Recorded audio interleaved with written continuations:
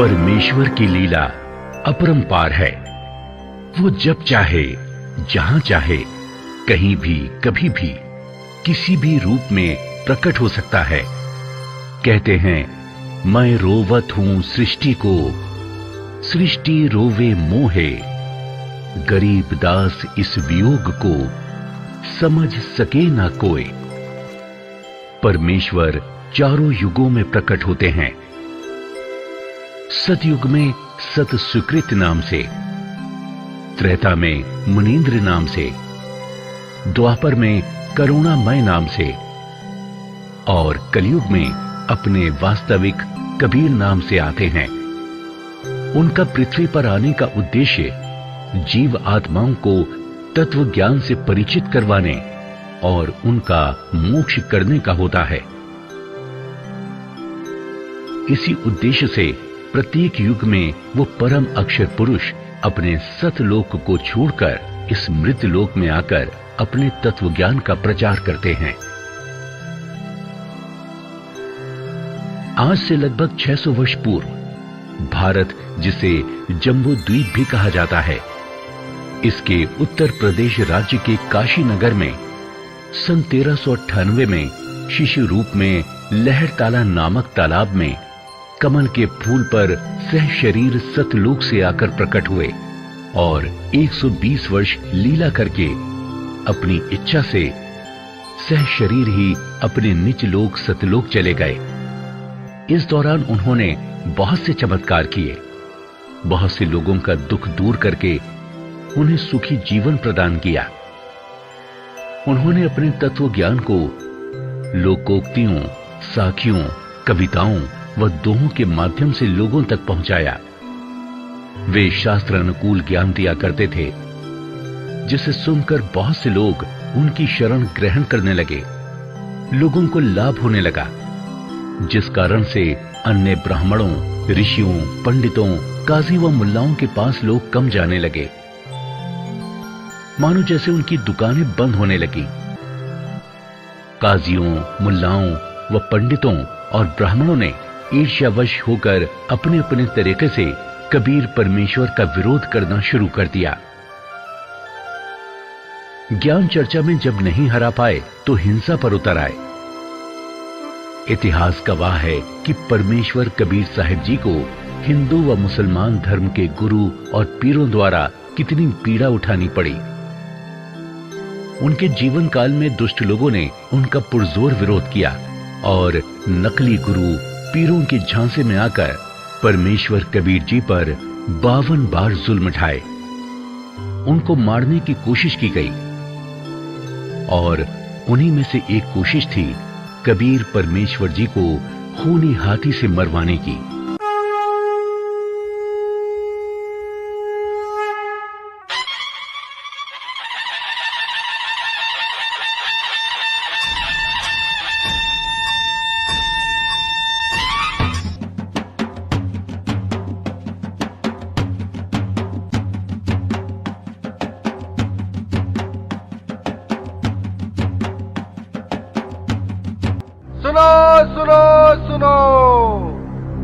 राजा का हुक्म है कि कबीर पुत्र नीरू को कल प्रातः 10 बजे खूनी हाथी से कुचलकर मौत के घाट उतारा जाएगा। इसीलिए सभी नगर निवासी सजा देखने दंडित गृह पहुंच जाए। सुनो सुनो सुनो।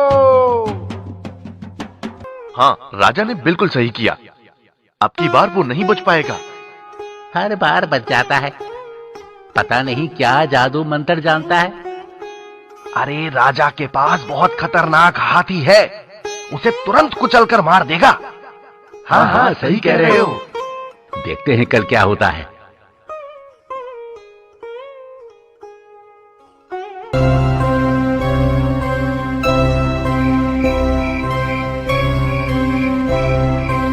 हाँ, सब तैयारियां हो चुकी हैं। हाथी को खूब शराब पिलाना।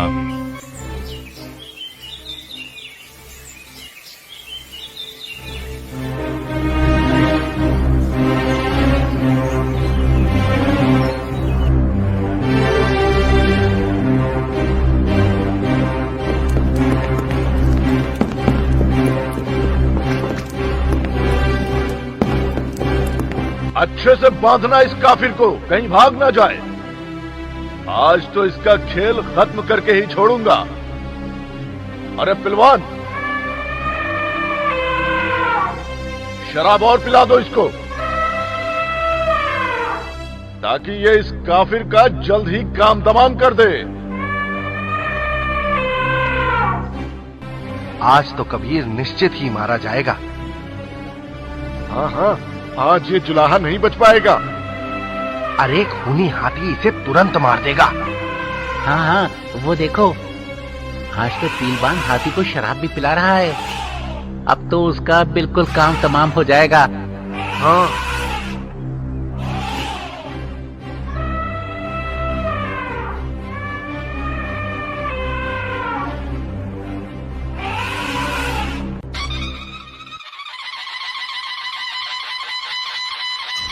होशियार, खबरदार, दिल्ली के सम्राट सिकंदर लोधी पधार रहे हैं।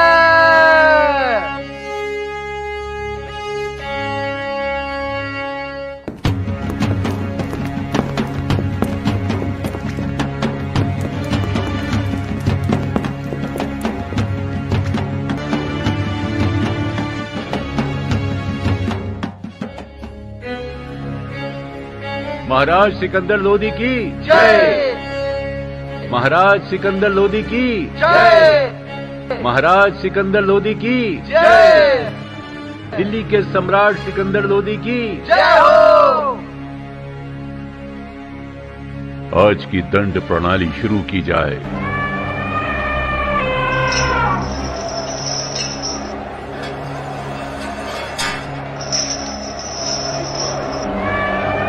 मारो मारो मारो मारो मारो मारो मारो मारो।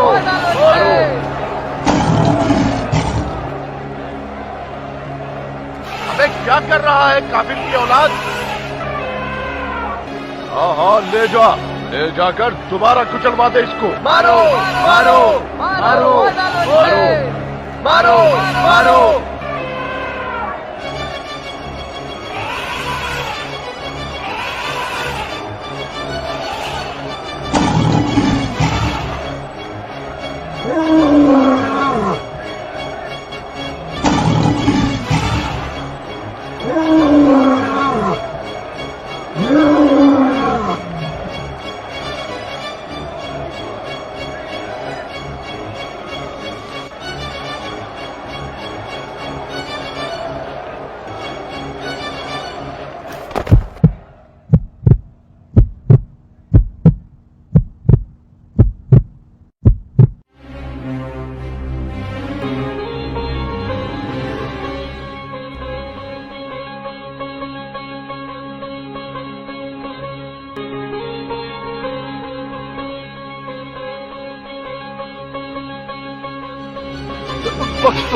बख्श दो परवरदिगार, सिर्फ अब की बार मेरे गुनाह माफ कर दो।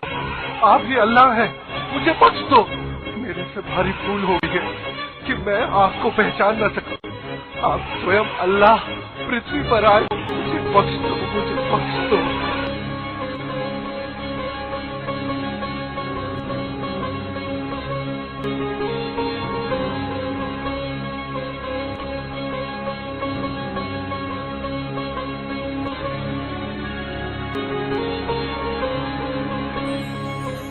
राजन अपने धार्मिक पीर शेख तकी के बहकावे में आकर ऐसी गलती ना किया करें।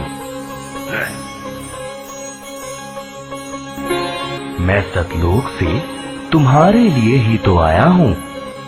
शेख तकी तो मूर्ख है, परंतु आपको तो ज्ञान है बच्चा। चलो ठीक है, माफ किया। इस